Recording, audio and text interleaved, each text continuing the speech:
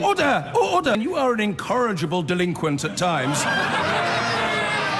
Behave yourself, man! The Prime Minister is about to open 5 days of debate in the Commons on her Brexit plan. Well, we actually think that's going to happen in the early evening because, first of all, there's going to have to be a debate on the whole matter of whether the government is in contempt of Parliament over the government's refusal to publish the full legal advice on the Brexit deal. In the meantime, the Governor of the Bank of England, Mark Carney, has defended Britain's central bank's warnings of a potentially major economic hit from Brexit. He was speaking at the Treasury Select Committee earlier and stressed that worst-case scenarios were low-probability events in the context of Brexit, but he said criticisms of their publication were unfair. The first set of criticisms around us producing or us releasing this information is, in our judgment, unfair. Almost 150 professionals from across the bank that have been working on it, and 2 senior committees, the MPC and the FPC, have reviewed the work. So this is not something, there was no exam crisis. We didn't just stay up all night and write a letter to the Treasury Committee. You asked for something that we had, and we brought it, and we gave it to you. Thank you. Well, let's get the views now of our economics editor, Ed Conway. He's here in Westminster as well. Now, Ed, the governor explaining what the Bank of England was trying to do with its projections, but also pretty much standing by possible negative outcomes. Absolutely standing by the forecast, standing by the bank's right, as he sees it, to publish them. Of course, this all feeds into what you're talking about, the debate around that meaningful vote. The bank was asked to provide some sort of forecasts on what various different types of Brexits would do to the economy in the following months after the UK left the EU. And indeed, that, according to Mark Carney, is what they have delivered. There's been lots of criticism, though, about whether those numbers are indeed reliable. A reminder of perhaps the biggest headline there, that the UK could face an 8% fall in its economic output if there were a disruptive no-deal Brexit. That would be bigger in terms of GDP falls, so the fall in the total UK economy, than we saw during the financial crisis. So enormous falls in the scale of the economy, rises in unemployment, rises too in interest rates. And Mark Carney says this is an analysis that the bank has been looking at for some time, but it's not a forecast. It is a worst-case scenario, and those who try to cast this as part of Project Fear, cast this as the Bank of England saying bad things are going to happen, are misrepresenting it. But one of the people who is saying that at the moment is none other than Mervyn King, Lord King, the previous governor of the Bank of England. He's written a rather extraordinary article on the Bloomberg News website saying that the bank is essentially misleading people with these forecasts. He's raising questions over those forecasts and saying as well that this deal that Theresa May is presenting represents a betrayal of the UK, a betrayal of Britain. So with all of that happening, with all that criticism, it's perhaps no surprise that we hear the governor coming out and redoubling his position. He did also say, added a new forecast, as it were, saying that food prices are likely to be affected in the event of a disruptive no-deal Brexit as well. This is a little detail that was in the report and perhaps wasn't necessarily picked up on last week. Let's just listen to what he said about that in the committee just a bit earlier. The most extreme scenario, so to give an outer bound, on average, your shopping bill goes up 10% because we have a 25% depreciation in that. If you go to a more orderly scenario with the transition, then it's something in around the 6% range. Now, for individual food products, obviously it's going to vary. But what people will do is what everyone does, is that if the price of something goes up more than the price of something else, they switch. So a 10% fall in food prices, sorry, a 10% rise in food prices there. Another of the possible worst-case scenarios mapped out by the Bank of England governor. Some people will look at that and say, well, this is yet more project fear. But as far as the bank is concerned, it's been looking at these forecasts for some time, and crucially, it says that many of the forecasts, many of the projections it made before the referendum have indeed come to pass. The OBR, actually, the Office of Budget Responsibility, is saying something similar about its own forecasts today. So don't expect the controversy to end anytime soon, but don't expect the Bank of England to give in on saying that it hasn't got things right. It's very adamant that it did. Ed, thank you very much indeed. Well, with me now here in Westminster are the Leave campaigner John Longworth, former Director General of the British Chambers of Commerce, now co-chairman of Leave Means Leaves, and Femi Oluwole, who is a co-founder of the pro-Remain group, Our Future, Our Choice, as it says on his T-shirt. Welcome to you both. Now, John Longworth, Governor of the Bank of England, says orderly Brexit, food prices go up 6%, disorderly Brexit, they go up 10%. I'm really so glad you asked me that question, because I was going to raise it anyway. I mean, it just shows how crazy this debate's become. Bank of England's saying food prices will go up. If we leave and decide to remove the external tariffs, the taxes that the EU force us to apply to goods coming into the UK, food prices will drop by 20% on average, because that's the average tariff on food that the EU apply, and 40% on some consumer goods. Not if sterling drops. Well, if sterling drops by 10%, food prices will still be 10% lower. And then also the argument, and this has been done by your own economists supporting you, that if we had no tariffs, we wipe out manufacturing industry. No, that's nonsense. Well, some of your own economists have said Because we that. can choose which tariffs we remove when we leave. So what Well, we we can can't do, of course... actually. No, we can. Under World Trade rules, you either have a broad tariff or you don't have No, you individual can choose tariffs. which goods you remove the tariffs from. So you choose in the schedule. If you want to remove it from chicken meat, then you can remove it from chicken meat. But you don't have to remove it from eggs. Same for manufactured goods. And of course you can remove it from components and It's raw not me materials. saying that, it's Andrew Sentence. Well, I mean, No, but that's not... Look, Andrew Sentence, you're misinterpreting what Andrew Sentence has said.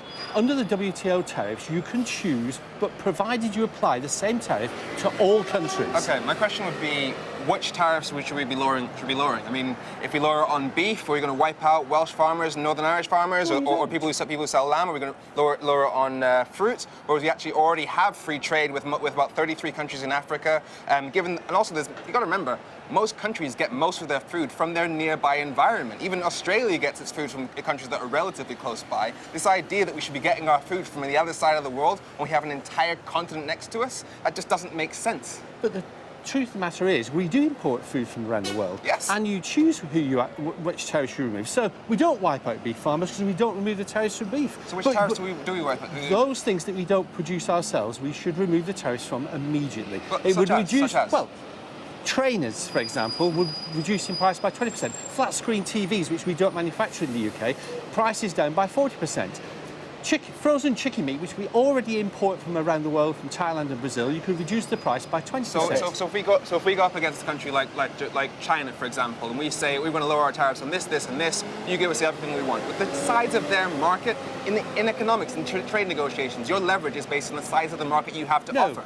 So when they say we have this massive market of 1 billion people, and we say we have a market of 65 million, who's going to win? We've seen how the negotiations have gone between the UK and the EU. You're completely misunderstanding the way the tariff system works. We can unilaterally remove those tariffs and get the benefits. When it comes to trade negotiations, you just remove the non-tariff With all due barriers. respect, people might say this is exactly what the Brexiteers said about negotiations with the EU. It didn't work out like that, did it? Hasn't exactly been a walk in the but, park. but what we should do now, Adam, is we should actually do the things that we can do ourselves unilaterally.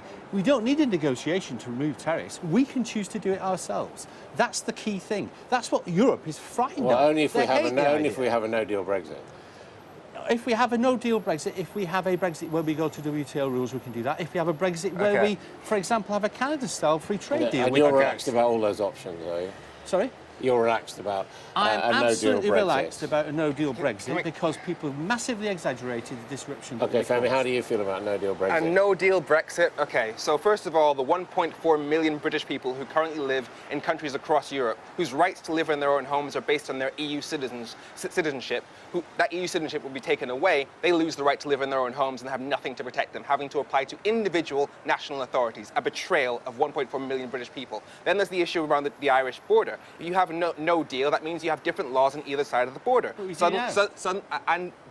now. There is a border in Ireland now. On issues such as food standards and consumer protection, that would require checks at the border. No, it wouldn't. It does. There are no needs for checks. Look, Okay, so even between countries that don't have trade deals, there are no checks. If we at start borders. importing beef which does not meet the standards of the EU in order to protect its citizens, if we plan on making a trade deal with Donald Trump, we're going to start importing products which don't meet the standards of the EU. Now, if we do that, that means that they will have to check products across between the north and the south, creating a border, thus violating the Good Friday Agreement, undermining peace. No. Look, there is already a border in Northern Ireland for VAT, currency, excise There's no duties. physical border. Because and it's there invisible. and there are no checks on the border. To be a physical border. Okay. Even under WTO. Next issue about no deal. And the third issue regarding no deal Brexit is, for me personally, I was born in Darlington and the northeast. I find it completely unacceptable that they saw Brexit as the way for things to finally get better, for the political establishment to finally take notice, and they'll be the worst hit. For example, there's a factory in Sunderland. 75% of the cars that they make go to mainland Europe, and 35,000 jobs in the northeast depend on that factory. Now, the reason that factory is there is because we are part of the EU system. Anything made in this country is automatically legal across Europe with no regulatory checks, no customs barriers. It no longer makes sense to have that factory here if we leave the single market. That is 35,000 jobs in one of the most neglected regions of the country which are on the line. That is unacceptable. Okay.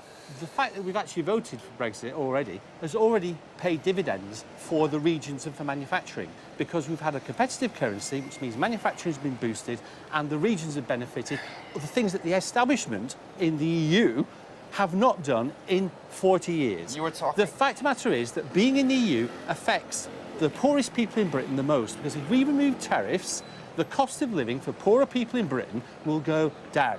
And it's amazing that the people who remain... That's not what the Governor of the Bank of England says. It's not what the Office of Budget Responsibility says. It's not what the Treasury says. It's not what the Treasury Select Committee says. What you've just said. What you've just said. We've got to take your word against all those It's the same as it was professionals. before the referendum. They all said that we would have 600,000 more unemployed and that we would have a recession. It didn't happen. They are the establishment who are trying to maintain the existing system. It's amazing that the people who want to remain in the EU actually are for the few and not the many. You've just implied that having a devalued pound has made our manufacturing more competitive. A lower pound means that literally the pound in people's pockets is worth less. It means that minimum wage literally buys less. That is now nonsense. sorry. If I earn X number of pounds per month, around the world and that to X get a is then worth currency. less, And we've that been means I giving it can on a buy plate. less. We've That been means I giving it can on buy a less. plate. It means my weekly shop is harder. That is what not true. Brexit has done to this country and what it is set to do That is even more, complete nonsense. especially under a no-deal situation. Now, quite simply, people who wanted Brexit wanted three things: more control over their country, a better NHS, and to be better off. And what we're doing now is giving away control completely with no exit. This is the one thing we agree on. Right now, we have 73 of the 750 members of the European Parliament. That means we have 3 times the voting weight of the average EU country. Compare that with what Theresa May is offering us of having no control. We never won any vote in Brussels in 40 years. Oh my God,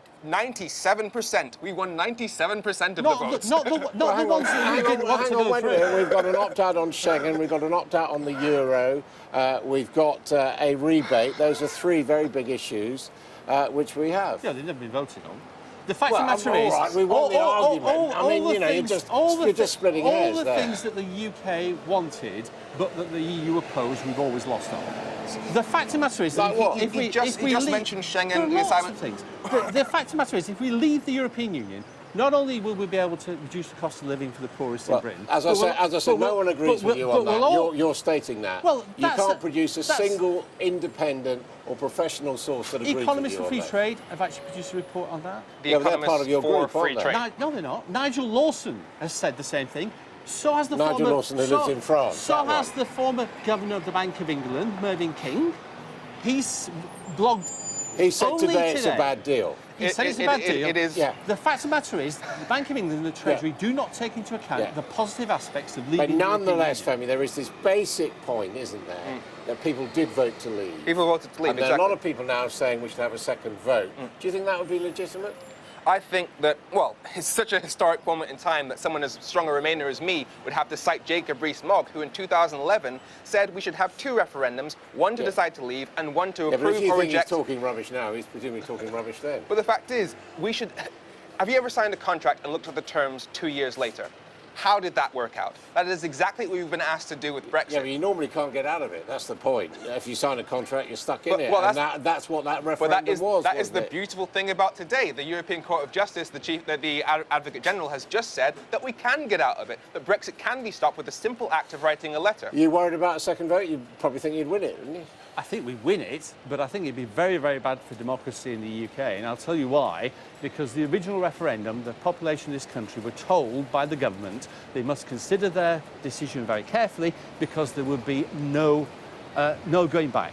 And the thing on the ballot paper was very simple. It said, do you want to remain in the EU or do you want to leave the EU? It did not say, do you want to deal with the EU? It said, do you want to leave? And people voted to leave. So that's what we should just do. That's what Mrs May said. That's precisely the point. The ballot paper said, leave the European Union. This deal, as bad as it is, does exactly what that ballot paper said. The point is, right now, people who wanted more control now have less control. People who wanted a better NHS, the British Medical Association said this is bad for the NHS. People are not getting what they voted for, and we're calling this the will of the people. That is fundamentally against the very essence of democracy. OK, we're going to have to leave it there. Thank you both very much indeed. Well, some very, very forthright opinions there.